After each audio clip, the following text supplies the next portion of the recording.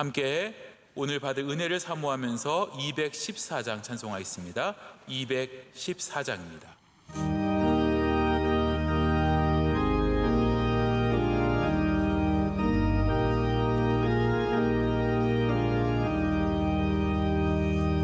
나 주의 도움 받고자 주 예수님께 빕니다. 그 구원 허락하시사 날 받아주소서. 내 모습 이대로 주 받아주소서. 날 위해 돌아가신 주 날 받아주소서. 내 주님 서신 발 앞에 나 엎드렸으니 그 크신 역사 이루게 날 받아주소서. 내 모습 이대로 주 받아주소서.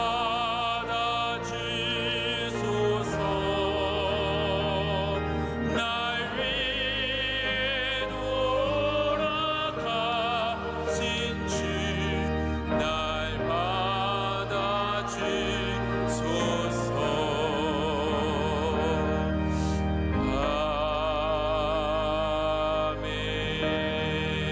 아멘. 오늘 우리에게 주시는 하나님의 말씀은 다니엘서 2장 31절에서 35절까지 말씀입니다. 다니엘서 2장 31절에서 35절 구약성경 1234면에 있습니다. 이 말씀을 한 절씩 교독하시고 마지막 절 같이 읽도록 하겠습니다. 왕이여, 왕이 한 큰 신상을 보셨나이다. 그 신상이 왕의 앞에 섰는데 크고 광채가 매우 찬란하며 그 모양이 심히 두려우니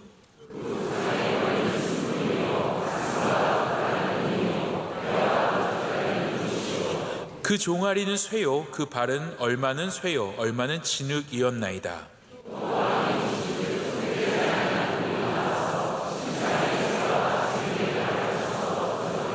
함께 있습니다.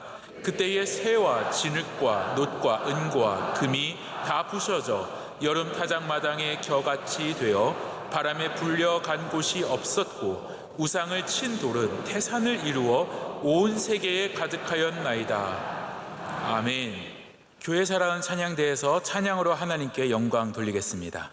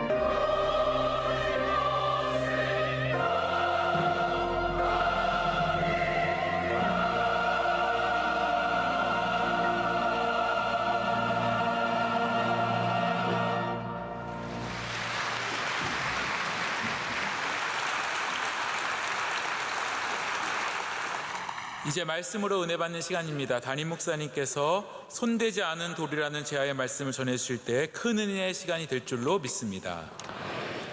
오늘도 비가 오는 수요일을 또 맞았습니다. 눈이 오든 비가 오든 참 수요일이 이렇게 교회 오기가 쉽지 않습니다. 새벽은 새벽이라서 오기 쉽지 않고, 주일은 쉬는 날이라서 오기 쉽지 않고, 또 수요일 날은 이렇게 눈이 오니 오기 쉽지 않고, 예배를 오기 쉬운 날은 없습니다. 우리가 예배를 사모하기 때문에 지키는 것이지 결코 쉬워서 오는 것은 아닙니다. 다니엘이 그 이야기거든요. 믿음을 지키기 쉬운 세상은 없습니다.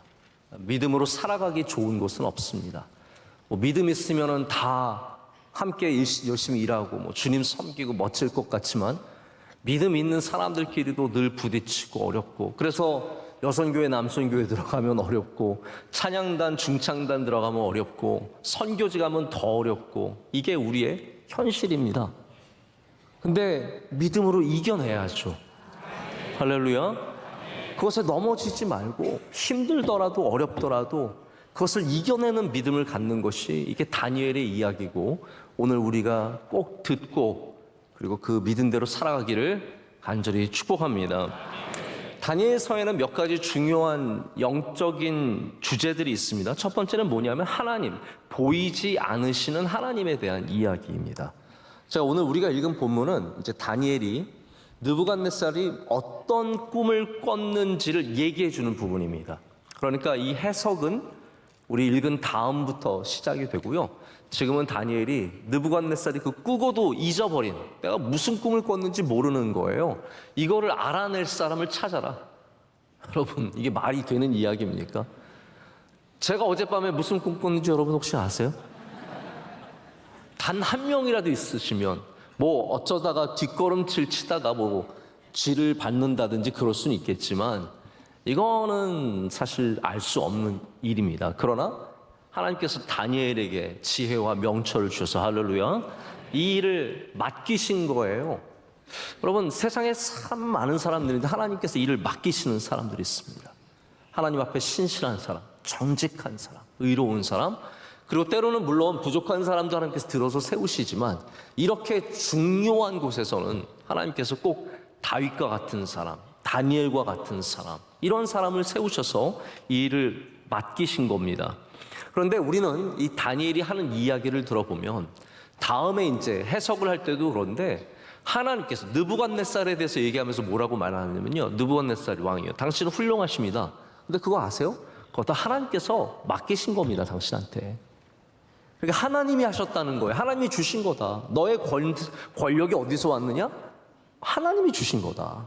너 바벨론이 온 세상을 다스리고 있는 것 같은데 그거 다 하나님이 주셨다는 거예요. 그래서 이 다니엘서의 핵심 주제는 뭐냐면, 하나님은 보이시지 않으시지만 모든 것을 다스리고 계시다라는 거예요. 우리는 보이지 않으시는 그 하나님을 발견하는 믿음의 눈을 가져야 합니다. 여러분, 여러분의 삶에는 하나님이 보이십니까? 오늘 혹시 지금 예수님 보고 하나님 보이시는 분 계십니까? 여러분, 빨리 그분 신고해 주세요. 나 하나님 보인다, 나 예수님 보인다. 이런 분들은 빨리 우리 교회에서 주의 대상으로 이렇게 딱 찍어가지고, 왜냐하면 하나님은 안 보이시는 분이세요. 그러나 우리는 믿음의 눈을 갖게 되면 보입니다. 여기 하나님께서 임재하신 줄로 믿습니다. 여러분의 삶에도 하나님께서 역사하신 줄로 믿습니다. 다니엘서를 우리가 말씀을 나누면서 그걸 모르면 안 된다는 거죠. 근데 하나님께서 보이시지 않는 부분은 바로 하나님께서 정하신 부분입니다. 여러분, 혹시 생각해 보신 적 있으십니까? 왜 하나님은 안 보이실까? 하나님께서 안 보이시는 이유는 하나님이 안 보이시는 존재라는 것 전에 하나님께서 안 보이기로 정하셨기 때문에 안 보이시는 겁니다. 이게 이해가 되십니까? 안 되셔도 어쩔 수 없고요. 여러분, 하나님은 그냥 고대부터 내려오는 여러 신 중에 한 분이 아니라 전혀 다른 존재임을 성경은 우리에게 말해주고 있는데, 그래서 사람들은 다 형상을 섬기는 거에 익숙해져 있습니다. 여러분, 우리나라에 있는 신 중에 안 보이는 신이 어디 있어요? 다 뭔가를 만들어서 그 앞에 절하고 그 앞에 기도하지만 하나님은 애초에 그 모든 우상들에게서 하나님을 구별하시기 위해서 안 보이기로 작정하셨다니까요. 나는 저들과 같지 않다라는 거예요.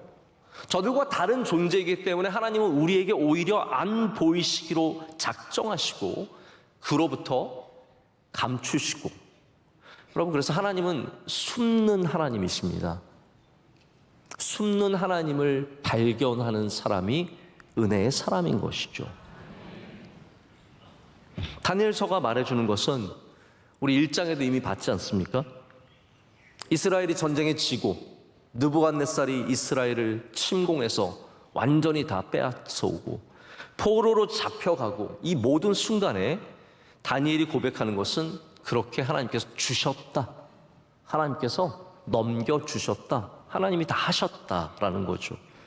그러니까 보이지 않으시는 하나님께서 지금도 살아서 역사하고 계시다라는 것, 이 땅에 눈에 보이는 것이 전부가 아니라는 것, 여러분 자꾸 눈에 보이는 것만 쫓아가지 마시기를 축복합니다. 우리 그리스도인들은 보이지 않는 하나님을 경배하며 보이지 않는 그 하나님이 주신 귀한 삶의 끝을 향해서 달려가야 할 줄로 믿습니다. 자, 두 번째는 하나님께서 모든 것의 주인 되심을 다니엘서는 주장하고 있습니다. 오늘 본문에서도 하나님께서 모든 걸 알고 계세요. 하나님이 보여주신 거예요. 하나님은 또한 이 모든 나라들을 세우시고 이 모든 나라들을 패하실 수도 있는, 파괴하실 수도 있는 힘을 갖고 있다는 것을 다니엘은 그 꿈을 통해서 가르쳐 줍니다. 하나님은 이스라엘의 하나님만이 아니라 온 세상의 하나님이시라는 것. 여러분, 우리의 하나님, 여러분이 지금 믿는 우리의 하나님은 명성교회의 하나님이십니까? 우리가 개인적으로는 나의 하나님이 되죠. 그러나 그 하나님께서 온 우주 만물을 다스리는 하나님이심을 고백하는 믿음이 있어야 합니다. 우리 하나님은 크신 하나님이십니다. 그래서 나중에 느부갓네살도 그렇고요, 다리오 왕도 그렇고 이들이 하나님의 이름을 부르게 되는데, 이 하나같이 이제 다니엘을 만나서 하나님의 능력을 본 왕들은 하나님을 개인적으로 고백하게 돼요. 뭐라고 고백을 하냐면 이스라엘의 하나님이라고 말하지 않습니다. 지극히 높으신 하나님, 할렐루야, 인정하는 거예요. 온 우주를 다스린 하나님이심을 인정하게 되면서 살아계신 하나님이라고 부르게 됩니다. 온 열방을 다스리는, 이스라엘에 국한되어 있으신 하나님께서 하나님이 아니라, 제가 지난번에도 말씀드렸죠. 에스겔서가 1장에 어떠한 장면이 나오냐면, 성전이 무너졌잖아요. 근데 그 성전에서 하나님께서 바퀴에 오르십니다. 바퀴 달린 수레에 오르셔서 움직이세요. 근데 그게 뭘 말해주냐면, 하나님께서, 그러니까 이스라엘 사람들의 생각 중에 하나는 뭐냐면, 우리가 성전에 가서 하나님께 예배하니까 하나님이 성전에 계신다. 여러분, 하나님이 성전에 계신다는 말은 맞는 말이에요. 그러나 그 말이 하나님이 성전에만 계신다는 아니죠. 그거는 틀린 말이에요. 하나님은 온 우주에 충만하십니다.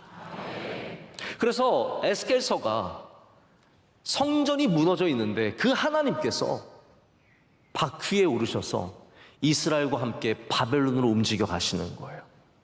우리 하나님께서 성전이 무너졌다고 해서 끝난 게 아니라는 거죠. 우리의 예배가 그렇게 끝난 것이 아니라 하나님이 우리와 함께 하시는데 그 하나님은 움직이시는 하나님이시라는 거예요. 하나님이 여기만 계신 게 아닙니다. 여러분이 어디를 가시든, 에티오피아를 가든, 카메룬을 가든, 케냐를 가든, 미국을 가든, 좋은 나라 가든 어려운 나라 가든 하나님께서 거기에 바퀴에 오르셔서 여러분과 함께 가시는 줄로 믿습니다. 하나님은 모든 것의 주인 되시고 온 땅에 충만하신 분이십니다. 이것이 다니엘서가 주장하는 부분이고요. 세 번째는 하나님께서는 역사를 다스리십니다. 여러분, 이거를 믿으시기를 축복합니다. 자, 이거를 믿을 수 없으면 우리가 굉장히 일희일비할 수밖에 없습니다. 어떻게 되나 우리나라. 원로 목사님도 이제 그런 말씀 종종 하시는데,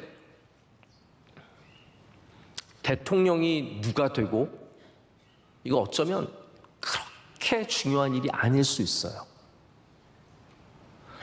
여러분이 동의를 못 하시는 건 알겠는데 그렇게 중요한 일이 아닐 수도 있습니다. 왜냐하면 더 중요한 것은 하나님께서 다스리고 계시기 때문입니다.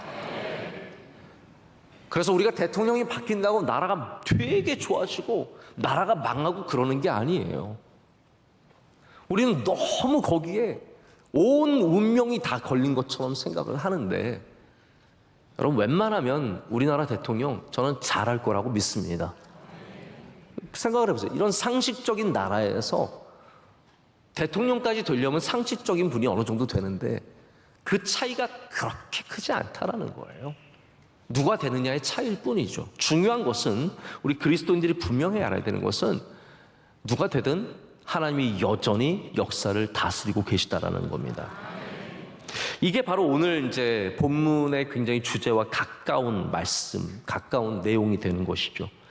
느부갓네살이 꾼 꿈이 그냥 악몽에 지나지 않았습니다. 이게 악몽으로 끝나는 것이 아니었죠. 우리는 왜 이 꿈을 꿨는지, 하나님께서 왜 꿈을 주셨는지 분명하게 알 수는 없지만, 이 과정을 통해서 사람들은 하나님이 정하신 뜻, 역사를 다스리신 하나님을 보게 되는데, 이 모든 국가들이 세워졌다가 나중에는 다 망한다는 것을 알게 됩니다. 이게 뭘 말합니까? 그냥 국가가 세워졌다 망한다, 어떤 흐름을 말하는 것이 아니라 그 모든 것을 하나님께서 주관하신다라는 거예요.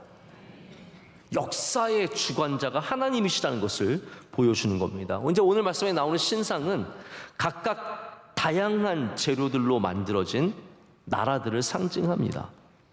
이 모든 신상이 무너져 내리는 것은 손대지 않은 돌, 여기 이제 굉장히 중요한 오늘 제목이기도 하죠. 손대지 않은 돌이 산에서 삐쳐나와서, 쪼개져 나와서 이것이 가장 아래인 발을 치죠.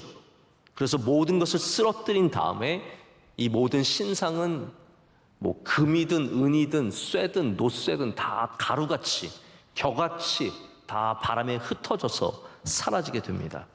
이 꿈은 하나님께서 나라도 세우시고 나라도 멸망시키실 수 있으신 분이심을, 모든 시작과 끝을 하나님이 잡고 계심을 보여주고 있습니다. 여러분, 저도 이제 역사를 공부하지 않았습니까? 역사가 어떻게 보면 굉장히 무작위적으로 우연히 그냥 흘러가는 것 같습니다. 제가 처음에 굉장히 무신론자에 가까운 선생님한테 이제 로마사라든지 유럽의 초기 역사를 배웠어요. 근데 그때 많이 다룬 내용이 뭐냐 하면 니케아 공의회라든지 칼케톤 회의라든지 이러한 다양한 기독교 공의회를 다뤘거든요. 근데 기독교 공의회에서 다루는 내용들을 보면은 뭐가 이단이 되고 뭐가 이단이 되지 않고, 여기에 뭐가 이제 잘못되고, 근데 그거를 이제 선생님이 설명하는 걸 막 듣다 보니까 이거는 마치 그냥 모든 기독교의 교리가 힘의 싸움인 것처럼 느껴지는 거예요. 힘센 곳에서 누구를 정죄해서 이단으로 삼고, 힘이 약하면 밀려나가고. 제가 그걸 들으면서 마음이 굉장히 어려웠어요. 우리가 믿는 이 삼위일체의 교리가 그냥 힘싸움으로 정해진 것일까?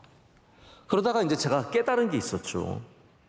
우리는 보기에는 힘싸움처럼 보이지만 하나님께서 주관하고 계시는 거예요. 하나님께서 주관하고 계셨기 때문에 기독교의 교리는 이 2000년의 시간을 지나면서 공고하게 하나님의 뜻 가운데 세워진 겁니다. 그래서 여러분, 역사는 절대로 무작위적으로 랜덤하게 우연히 지나가는 일들이 아니라 하나님의 뜻 가운데 있습니다. 여러분, 역사에 만약이라는 말은 없다고 하지만 만약에 히틀러가 유럽을 먹었다고 생각을 해보십시오. 지금 유럽에 히틀러의 후예들이 다스리고 있다고 생각을 해보세요. 제가 얼마 전에 CNN 뉴스를 보니까 이탈리아에서는 아직도 그 히틀러 경례를 하는 그런 무리들이 모여서 시위를 하는 정말로 참혹한 일들을 보여줬거든요. 아직도 그런 사람들이 유럽에 많이 있습니다. 제가 보니까 노르웨이인지 북유럽에 있는 한 나라의 어떤 남자는 이 유색인종에 대한 아주 극도적인 혐오감을 갖고 사람들을 어마어마하게 많이 죽였는데, 그 나라는 감옥이 천국이래요. 감옥이 너무 좋대요. 감옥에서 게임하고 싶으면 게임하고, 나 감옥에서 나는 인권을 유린당하고 있다 그러면 바깥에 내보내주고 뭐 별의별 게 다 가능한 거예요. 이런 사람들이 온 유럽에 가득하다고 생각을 해보십시오. 온 세상이 얼마나 엉망진창이겠습니까? 만약에 공산주의가 이 세상을 집어삼켰다면 어떻게 되겠습니까? 여러분, 그렇게 되지 않은 이유가 우연이라고 생각하십니까? 하나님께서 다스리는 줄로 믿습니다. 하나님은 그때만 다스리시는 것이 아니라 지금도 다스리고 계십니다. 그렇기 때문에 역사가 우리가 원하는 것과 다른 방향으로 흘러갈지라도 하나님께서는 고치시고 새롭게 하시고 세워주셔서 주님의 뜻을 이룰 줄로 믿습니다. 자, 네 번째는, 그리고 마지막, 이 신학적인 주제로 마지막은 바벨론에서 살아가는 믿음에 대해서 다니엘서는 얘기하고 있습니다. 다니엘과 친구들이 보여주는 것이 그냥 뭐 믿음은 좋은 거야 뭐 이런 건 아니지 않습니까? 야, 뭐 불구덩이라도 들어가야지, 사자굴이라도 믿음 있으면 들어가야지, 이런 게 아니라 정말 여러분, 다니엘서 읽고 괜히 사자굴에 들어가지 마십시오. 다니엘서 읽고 괜히 불구덩이에 뛰어들지 마십시오. 여러분에게 불에 들어가도 괜찮다를 보여주는 게 다니엘서가 아닙니다. 맹수를 만나도 다 살아남을 거라고 이야기해 주는 게 다니엘서의 내용이 아닙니다. 뭐 믿으면은 다 승리할 거야, 그걸 보여주는 것이 아니라 이러한 갈등의 자리에서 믿음을 지키라고 말해주는 거예요. 우리로 하여금 예수님 못 믿게 하는 수많은 이러한 사자굴 같은 것을 만났을 때 거기서도 믿음을 지킬 수 있느냐라고 물어보는 게 다니엘서의 역할입니다. 저만 해도 믿음 좋으신 우리 부모님, 양가 우리 부모님 다 믿음이 좋으시고 편하게 컸죠. 제가 참 편하게 컸습니다. 지금 생각해보면 어렸을 때는 물론 다 힘든 거 있었지만 지난번에 저희 아버지랑 통화하면서도 그런 얘기를 했는데 전 어렸을 때 힘든 건 하나도 몰랐어요. 어렸을 때 힘든 거 느끼셨던 분 많지 않으실걸요? 저는 어렸을 때 막 그렇게 추운 데서 자고 뭐 그렇게 제대로 못 먹어도 뭐 우리가 가난하다, 우리가 어렵다 이런 생각을 해본 적이 없는 것 같아요. 저희 자녀들도 얼마나 잘 큽니까? 지난번에 저희 송구영신 예배 때 저희 아이들 올라와서 다 인사했는데 그걸 또 누가 유튜브로 또 잘라가지고 올리셨어요. 근데 거긴 누가 뭐 댓글을 달았는데 너무 나쁜 말들을 많이 담았어요. 아이들이 고기 뭐 맨날 먹고 있어서 때깔 좋은 것 좀 봐라 이러면서. 그래서 저희 아내가 그런 얘기를 하더라고요. 우리 이제 고기를 그만 먹여야 될까 봐.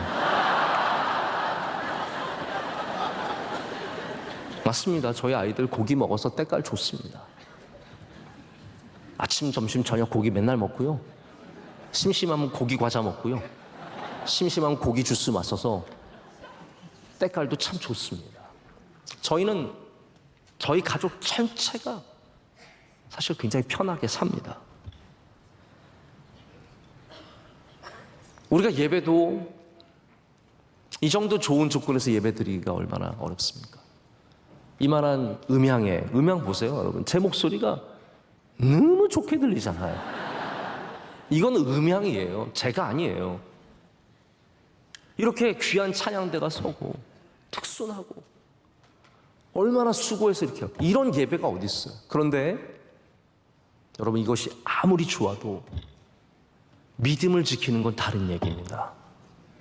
아무리 좋은 조건을 갖고 있어도 하나님께 예배하는 것은 여전히 어려운 일이고, 여러분, 이 정도 좋은 환경이라면 수만 명이 와서 예배 드릴 것 같지만 아닙니다. 눈 한 번 오면은 나는 교회 못 가. 조금 바쁘면 나는 교회 못 가. 조금 피곤하면 나는 오늘 교회 넘길 거야. 예배 넘길 거야. 여러분, 얼마나 힘든 일입니까? 믿음 지키는 거 절대로 쉬운 일이 아닙니다. 우리 대한민국이 아무리 종교가 자유가 보장되어 있고 사람들이 여러분에게 아무리 예배 나가라고 권고해도 예배 지키는 것은 쉬운 일이 아닙니다. 또 반면에 파키스탄 같이 우리 이미영 선교사님이 얘기하신 걸 들어보니까 무슬림들이 불을 지르고 살해 위협을 하는 곳에서 교회를 나오는 사람들이 목숨을 걸고 수백 명씩 나와서 예배 드린다는 거예요. 그 아이들이. 그렇게 사람이 누군가가 위협하고 어려운 곳에서도 믿음을 지키는 사람이 있는 걸 보면 여러분, 쉽다고 예배 드리는 거 아니고요, 어렵다고 믿음 버리는 거 아닙니다. 믿음이 있는 것은 은혜인 줄로 믿습니다.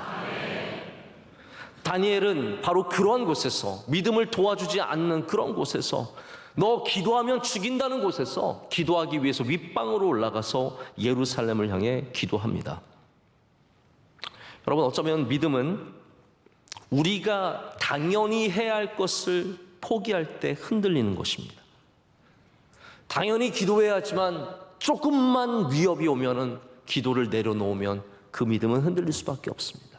당연히 예배해야 하지만 조금만 편한 길을 택하기 위해서 예배를 포기하면 그 믿음은 흔들릴 수밖에 없습니다. 여러분, 세상은 우리의 믿음을 도와주지 않습니다. 저는 이 말씀을 여러 번 자주 드립니다. 세상은 우리의 믿음을 도와주지 않습니다. 여러분의 회사가 여러분 잘 믿으라고 도와주던가요? 여러분이 다니는 학교가 여러분 잘 믿으라고 도와주던가요? 우리가 지키지 않으면 지킬 수 없는 게 믿음입니다. 다니엘서는 지금 우리에게 믿음을 지키고 있느냐라고 물어보고 있습니다. 이 도전과 경멸과 멸시와 우리를 위협하는 세상에서 우리는 그럼에도 불구하고 믿음을 지킬 거냐고 물어보고 있습니다. 그리고 이 말씀이 우리에게 전해주는 것은 믿음을 지키는 자에게 하나님이 반드시 은혜를 베풀어 주신다는 겁니다. 여기 네 가지 주제를 말씀을 드렸는데, 이 네 가지 주제가 우리가 다루고 있는 2장의 말씀에 다 스며져 있습니다. 지금 오늘 우리가 읽은 말씀에는 다니엘이 느부갓네살의 꿈을 말해주고 이제 다음 본문에는 그것을 해석하는 일을 합니다. 제가 오늘은 그래서 신상이 어떤 것을 의미하는지는 여러분께 자세하게 말씀드리지 않습니다. 그런데 먼저 그렇기 때문에 신상이 어떻게 생겼는지, 왜 그렇게 생겼는지, 그리고 그 신상을 무엇이 무너뜨리는지 제가 먼저 여러분께 좀 그림을 보여드리면서 말씀을 드리겠습니다.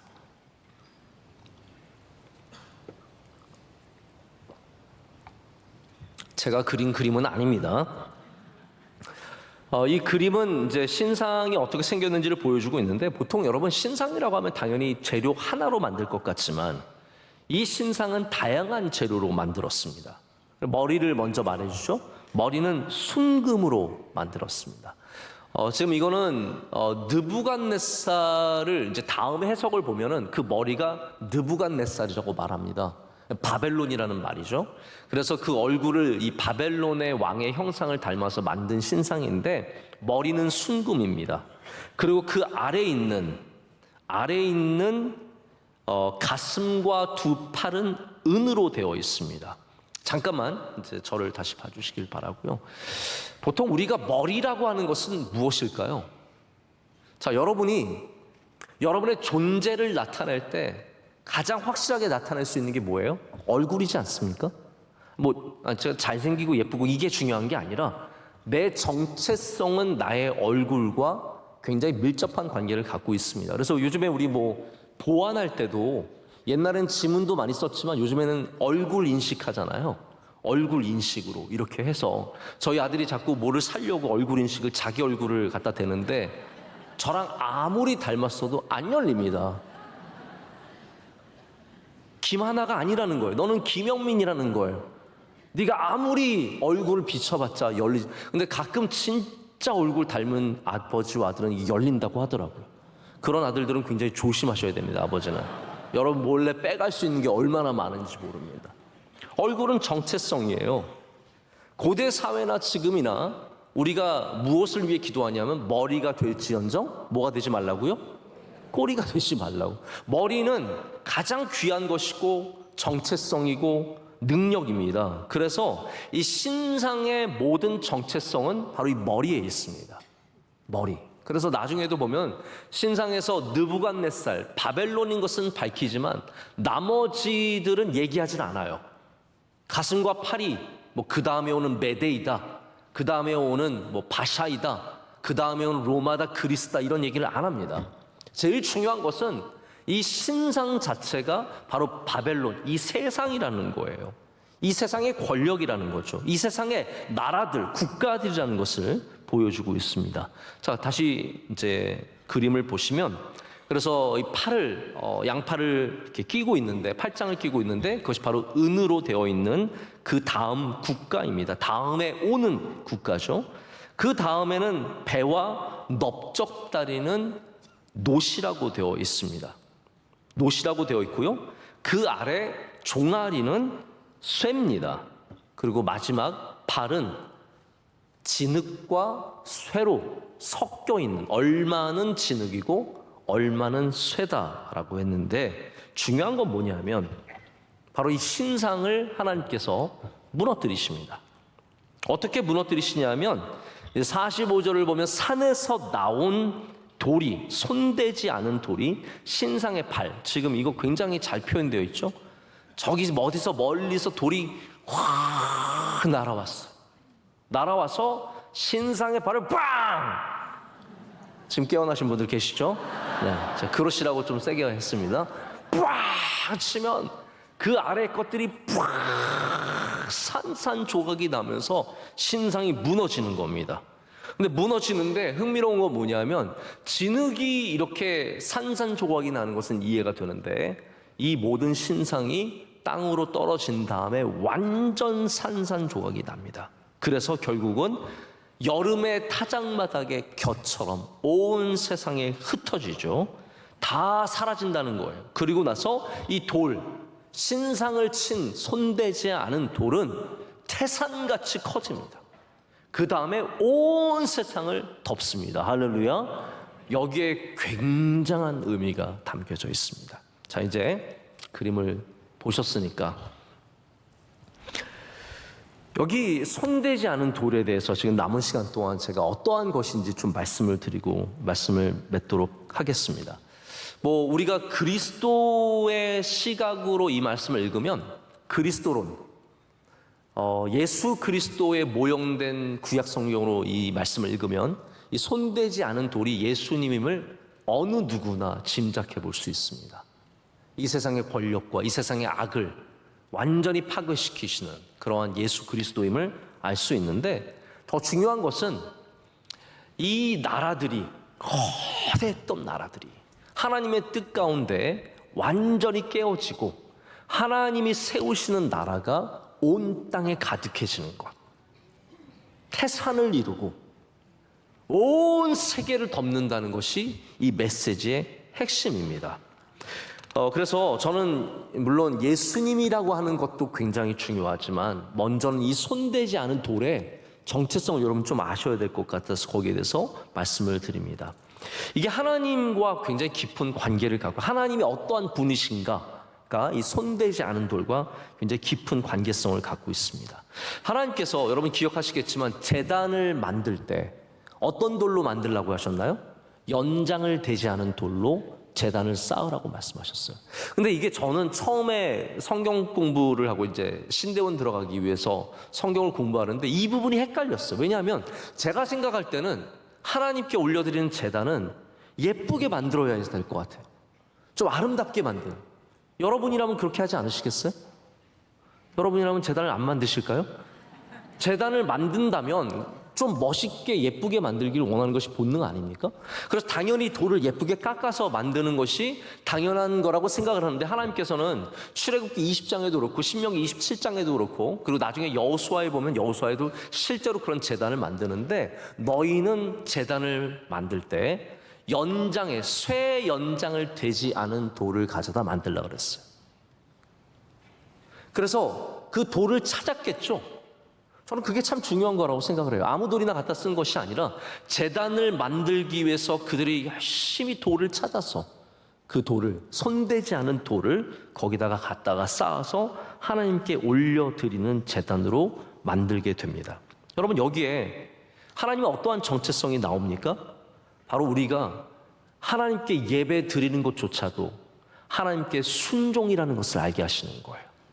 여러분, 제단을 쌓는 것은 우리의 머리로, 우리의 생각으로, 우리의 미적 감각으로 만드는 것이 아니라 하나님이 말씀하신 대로 따라가는 것입니다.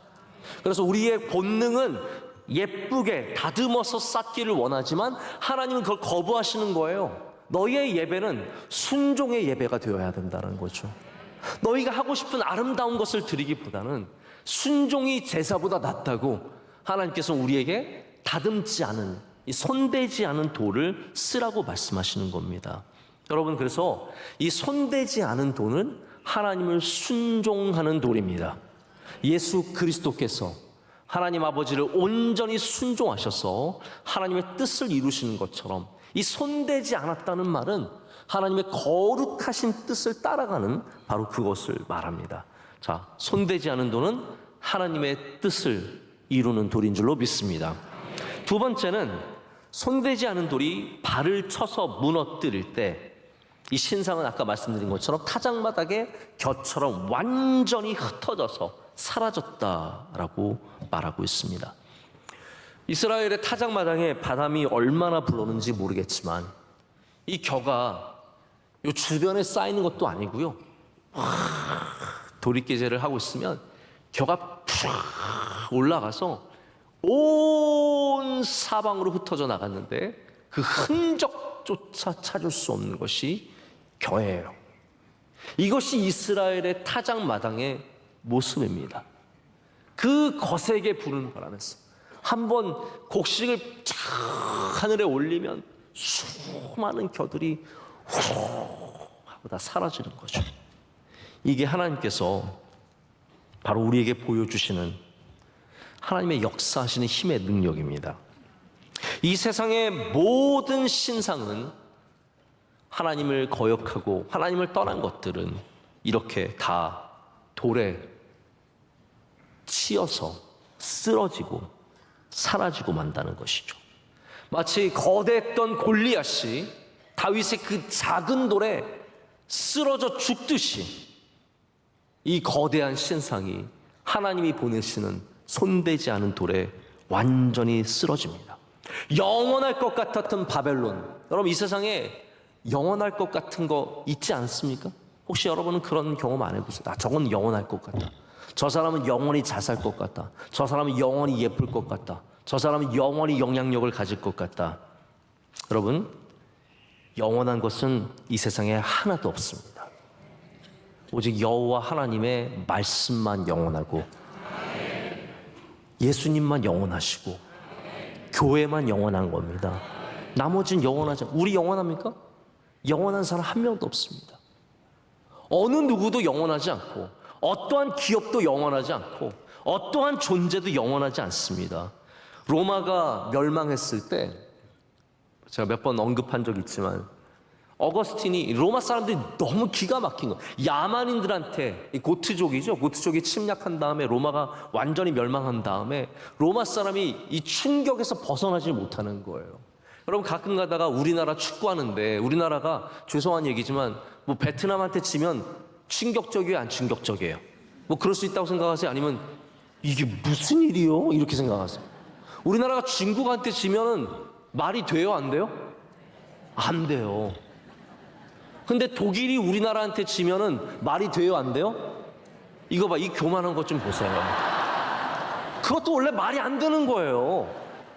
우리가 지난 월드컵 때, 러시아 월드컵 때인가 독일을 이긴 거는요, 그건 말도 안 되는 얘기예요.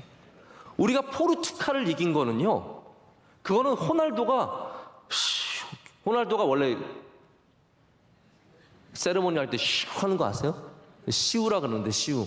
그때 너무 기분 나빠서 쉬우 그랬거든요. 말도 안 되는 거예요. 그러니까 그 나라 사람들한테는 우리나라가 중국한테 축구 진 것 같은 느낌인 거예요. 이해가 되세요? 근데 그런 나라들이 영원할 것 같았던 그런 축구 강대국들이 영원하지 않습니다. 망신을 당합니다. 10년 전에 50대 기업 중에 지금 50대 기업 안에 살아있는 기업이 몇 개나 될까요? 몇 개 정도라고 생각하세요? 아마 10개 정도밖에 안 될걸요. 거의 대부분이 싹 다 바뀝니다. 그때 볼 때는 영원할 것 같죠. 그러니까 지금 어떻게 아셔야 돼요? 지금도 그렇게 보셔야 돼요. 지금도 무엇인가를 보실 때 저 사람들 영원하다고 생각하시면 안 됩니다. 거기에 목숨을 걸면 안 됩니다. 우리는 복음에 목숨을 걸고 하나님 말씀은 붙잡되 나머지들은 다 바뀔 수 있다는 걸 아셔야 됩니다.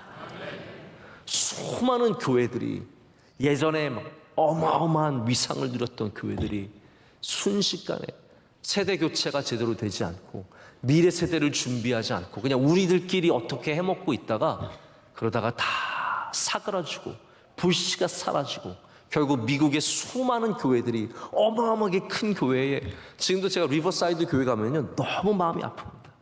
리버사이드 철치라고 하는 록펠러가 세운 진짜 아름다운 교회거든요.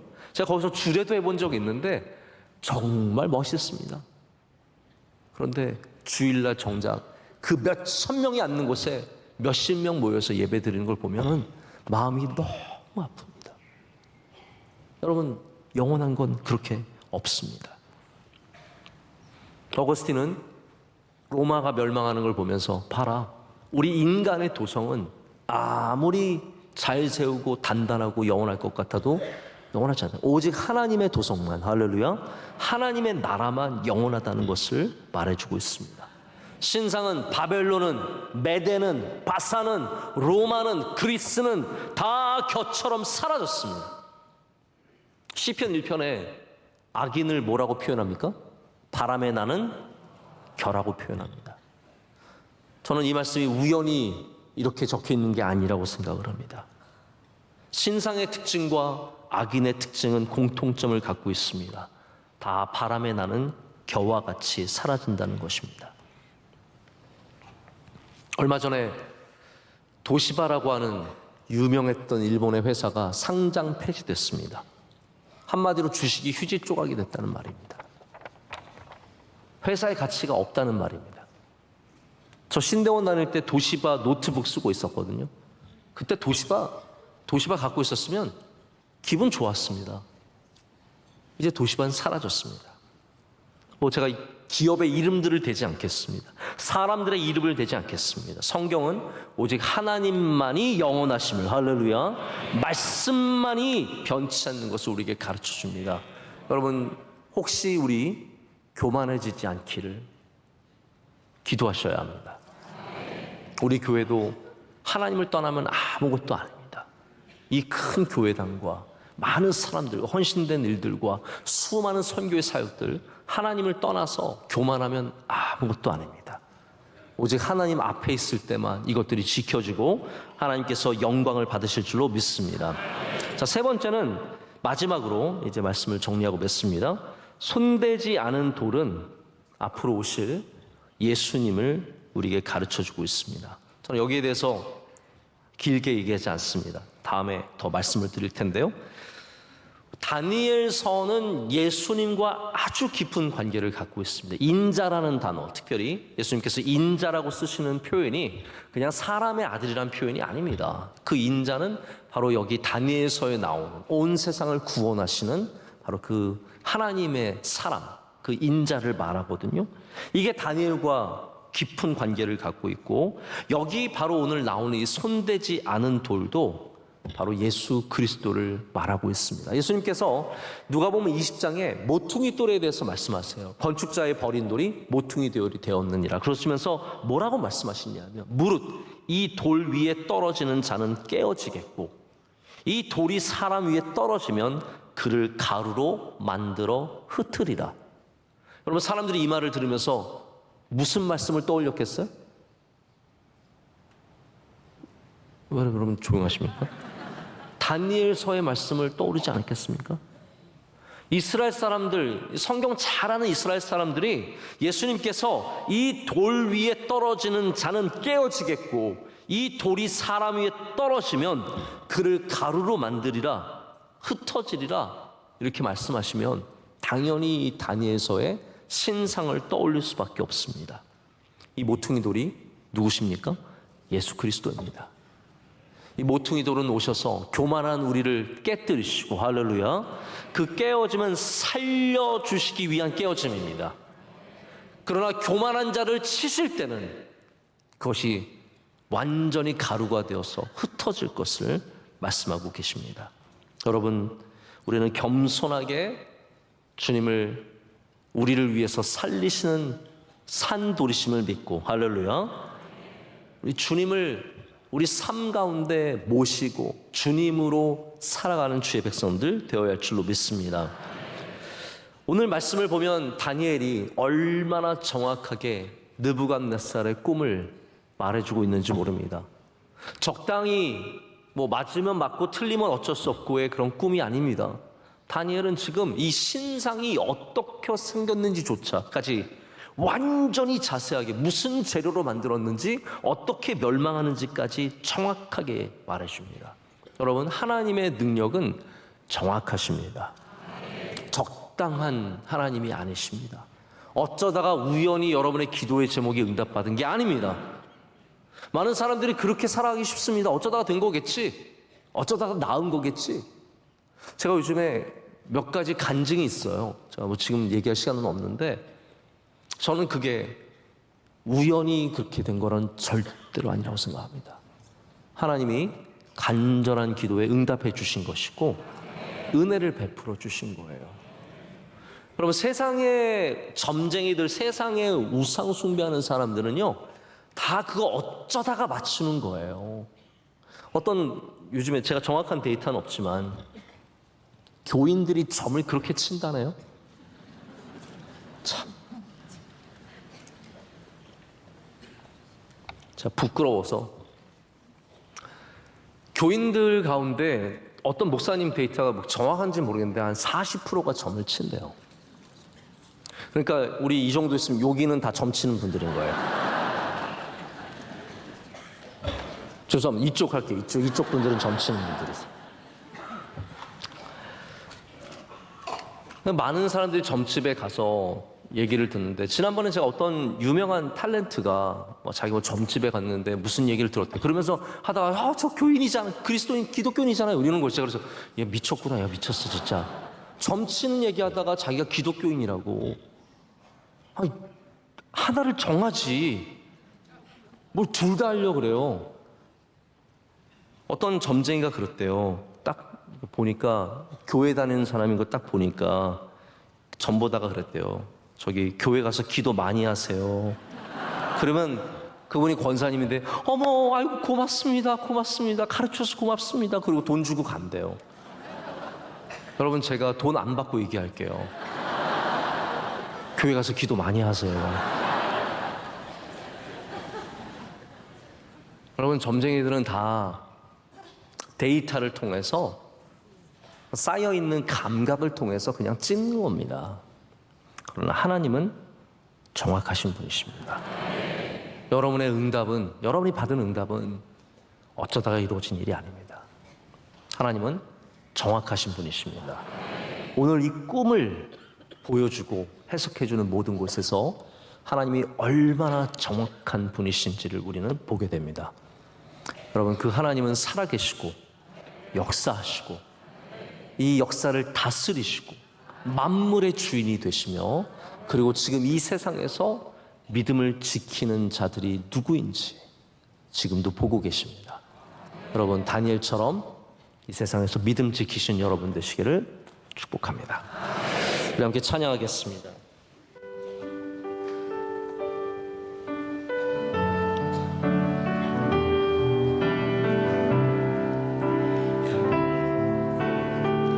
모든 상황 속에서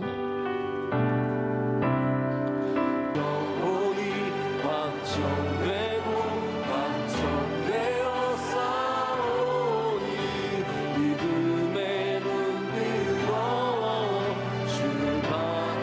주를 찬양할 때,